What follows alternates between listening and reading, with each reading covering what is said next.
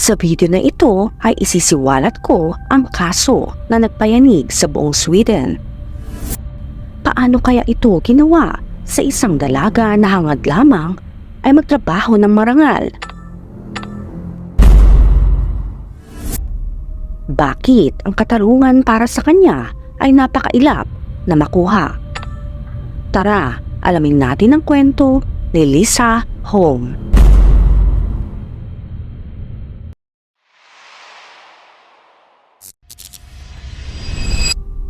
Si Lisa ay isang 17 years old na dalaga na may mahabang listahan ng mga plano para sa kanyang hinaharap. Si Lisa ay pinanganak ng February 7, 1998. Ito'y sa Skövde, Sweden. Mahal ni Lisa ang mga hayop at mahilig ito sa musika. Siya ay laging nagpapakalat ng pagmamahal at kabutihan saan man siya magpunta. At siya ay excited na mabuhay mag-isa. Ngunit, isang araw, may isang insidente na nagpabaliktad ng buhay ni Lisa. Noong linggo ng June 7, 2015, umalis si Lisa sa kanilang tahanan sa Skövde, Sweden at pumunta sa Bloomberg. Nakahanap siya doon ng trabaho para sa summer. Ito'y pagkatapos siya makapagtapos sa high school. Masaya siya na magkaroon ng trabaho at kumita ng sariling pera. Gayon din, masaya rin ang kanyang mga magulang. Kaya bilang regalo para sa kanyang pagtatapos at pagkakaroon nito ng trabaho, binilihan siya ng kanyang ama ng isang mope o isang motor. Lagi siyang hinihikayat ng kanyang mga magulang na maging isang independent at laging mangarap. Masaya silang nakikitang lumalaking isang binibini ang kanilang anak. Sa unang 2 linggo ng kanyang trabaho sa cafe, naging masaya at matatag si Lisa. Nagkaroon ng mga bagong karanasan at pinapakita ang kanyang kakayahan. Sinabayan si Lisa ng kanyang ama habang nagmamaneho si Lisa ng kanyang motor. Ito'y para matutunan niya ang daan papunta sa cafe at makakuha din ng kumpiyansa. Noong June 7, ang unang araw na si Lisa ay pumunta mag-isa sa kanyang trabaho. Ngunit ito rin ang araw na kinakatakot ng kanyang mga magulang. Bandang 6:23 ng gabi ng araw na iyon, nagpadala si Lisa ng text sa kanyang ama. Ito'y upang sabihin kapos na ang kanyang shift sa cafe. Maganda ang araw at lahat ay nagkatuwaan buong hapon. Ilang minuto lamang ang lumipas, tumawag si Lisa sa kanyang ama. Kahit pa sumagot na ito sa kanyang text. Nang sagutin ng kanyang ama ang tawag, napansin ng ama na ito isang aksidenteng tawag lamang. Naririnig niya ang mga boses sa background. Marahil nakikipag-usap pa si Lisa sa kanyang mga kasamahan bago umalis. Narinig niya ang boses ng kanyang anak at mukhang masaya ito. Kaya tinapos niya ang tawag at naghintay para sa pag-uwi ni Lisa. Ngunit hindi siya dumating at gaano man karaming beses na tumawag ang kanyang ama, hindi sumasagot si Lisa. Naka-off na ang kanyang cellphone. Inisip ng ama ni Lisa na maaring nalobat lang ang kanyang cellphone o kaya ay pumunta muna sa isang tindahan bago siya umuwi. Ngunit habang lumilipas sa mga minuto ay wala pa rin palatandaan ng kanyang anak. Napagtanto niya na malala na ang mga nangyayari. Sabi ng ama, si Lisa ay nag-text na pauwi at hindi siya ang tipo ng tao na nagsasabi ng isang bagay tapos hindi niya ito ginagawa. Wala rin siyang tinatago sa kanyang ama, kaya't alam ng ama na nasa panganib ang kanyang anak. Nang gabing iyon, nag-umpisa ang takot at pangamba para sa buhay ni Lisa. Sumakay ang ama sa kanyang kotse at nagmaneho ng 45 minutes papuntang Bloomberg. Plano niyang suriin ang paligid ng cafe at magtanong sa mga tao kung nakita nila si Lisa. Nagmaneho rin siya ng mabagal at tinitignan ang lahat ng bangin at mga intersections. Takot na baka na-aksidente ang kanyang anak. Ngunit hindi iyon ang nangyari. Pagdating niya sa cafe, nanlamig ang kanyang katawan nang makita niya ang motor ni Lisa. Ito'y sa harap ng cafe. Dito nakita niya na may susi sa ignition.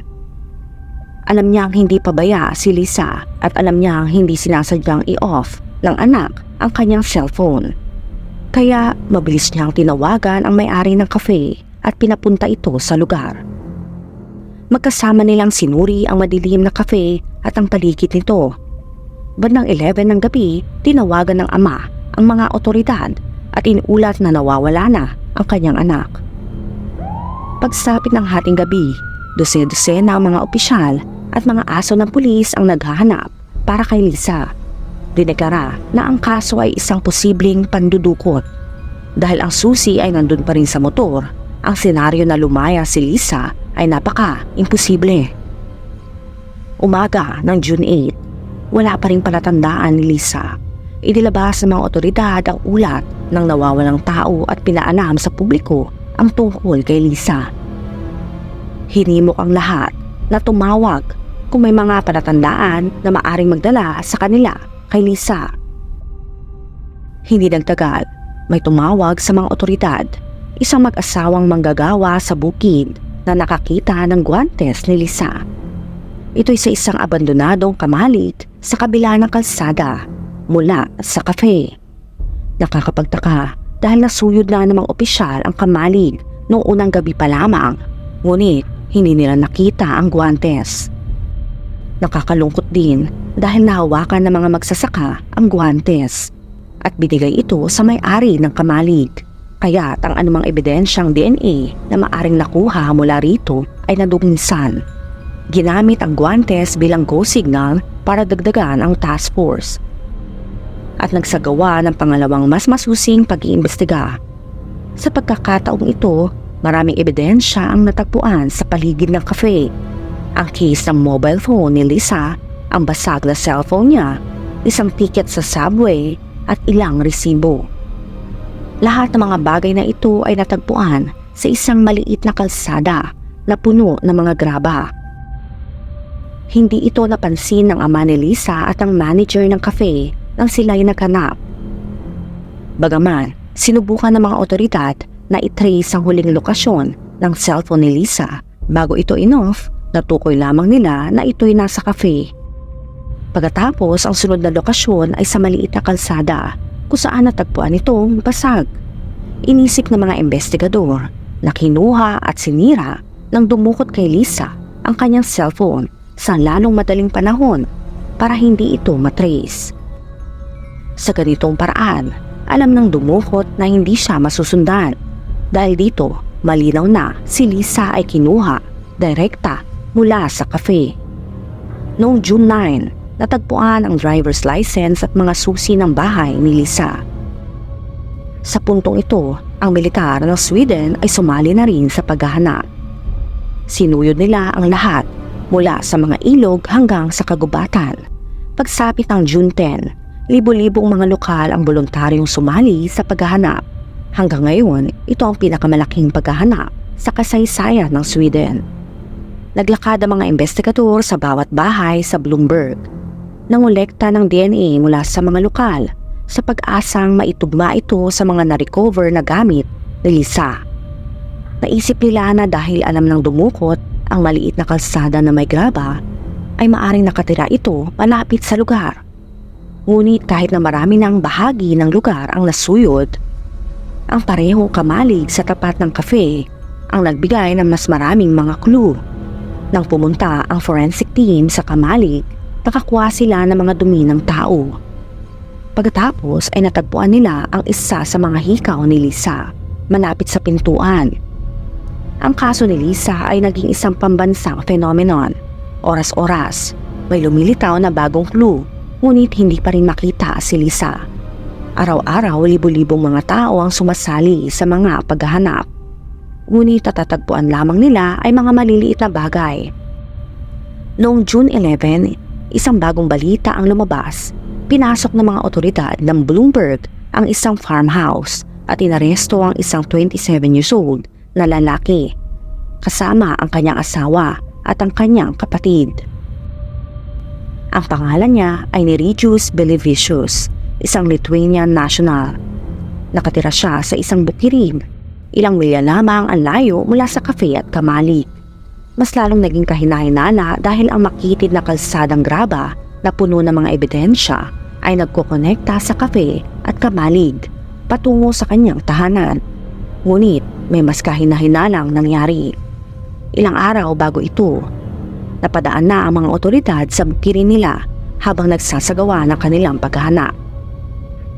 Nang humingi ng pahintulot ang mga otoridad at inimbitahan sila ni Regius at ang kanyang kapatid para sumama sana sa paghahanap, tumanggi ang dalawa.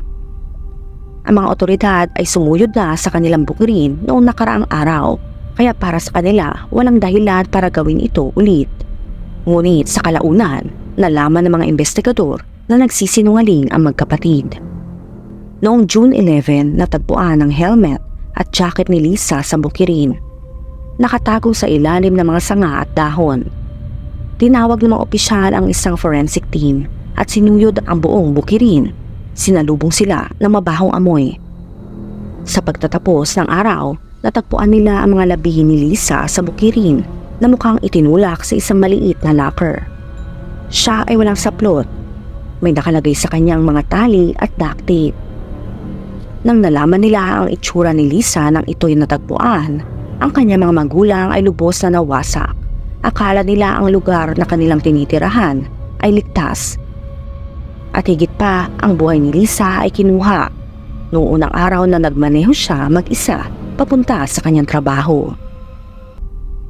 Palagay nila, matagal na sinusubaybayan ni Regius si Lisa simula nung nagsimula itong magtrabaho doon 2 linggo na bago ito nangyari. Inaresto nila si Regius at ang kanyang kapatid na si Boris dahil sa hinala ng pagpaslang. Ang asawa ni Regius ay inaresto rin dahil sa hinala ng pagtatanggol sa isang sospek at paghadlang din sa investigasyon. Naging masaya ang lahat nang natapos na ang paghahanap at ang pumaslang kay Lisa ay naaresto. Ngunit ang totoong kasindak-sindak na impormasyon ay magsisimula pa lamang lumitaw. Una ay nakita sa autopsy ni Lisa na siya ay nawalan ng buhay sa pamamagitan ng puwersa sa kanyang leeg na may gamit na lubid. Ang huling teorya ng mga pulis ay mas madilim. Sabi nila, sina ni Regius at Boris ay nagtatrabaho bilang mga magsasaka sa paligid ng kanilang bahay. Kasama dito ang Martor Farm sa silangan ng kanilang bahay at ang Kamalig sa kanluran naman ng kanilang bahay. Ang Kamalig ay may opisina at isang silid para sa panggagatas. Mula sa opisina, makikita mo ang cafe ng malinaw. Sa dingding na may bintana, nakakita ang forensic team ng ilang mansya mula sa pagsasarili at nang ipadala ito sa lab para sa pagsusuri, tumugma ang DNA kay ni Regius. Natagpuan din ng forensic team ang isang lubid sa paligid ng isang tubo na lumalabas sa dingding.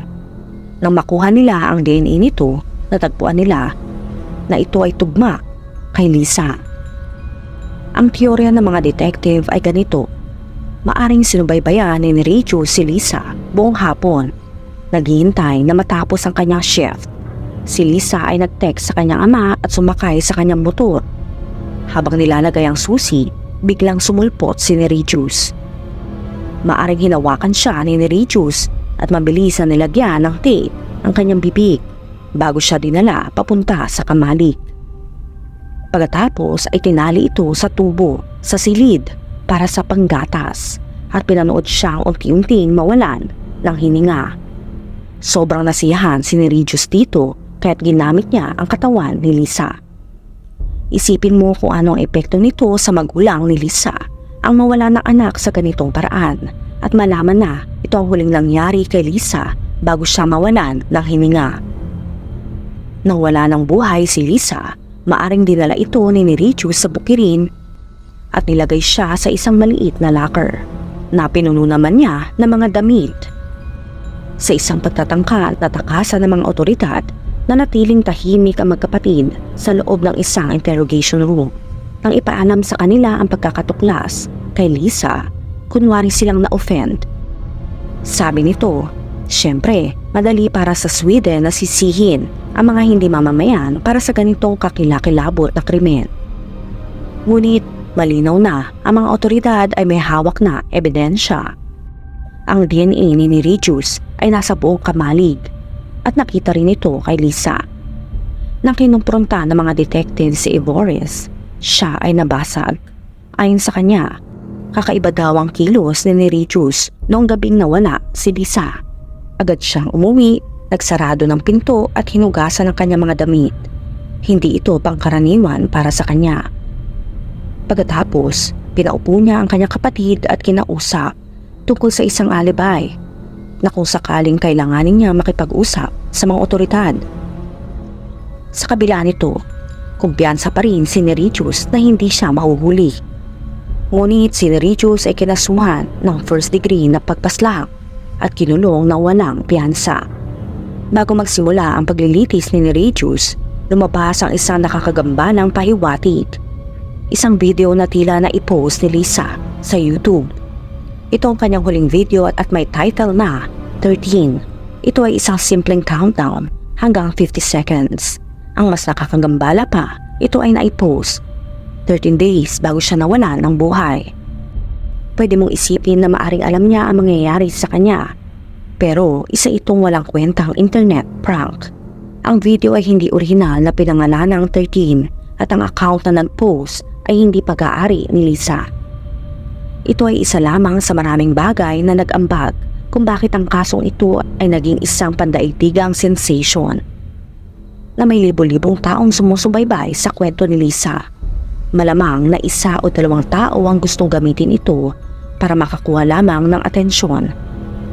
Ngunit walang makakahigit sa atensyon na nakuha ni Regis. Sa kanyang paglilitis noong November 2015, habang nakaupo siya doon, na may nanlalamig na muka at paminsan-minsan ay mukhang nalilito, inilarawan ng prosecution kung ano ang natagpuan sa kanyang bahay. Una sa lahat, maraming mga marahas na mga pelikulang pangmatanda.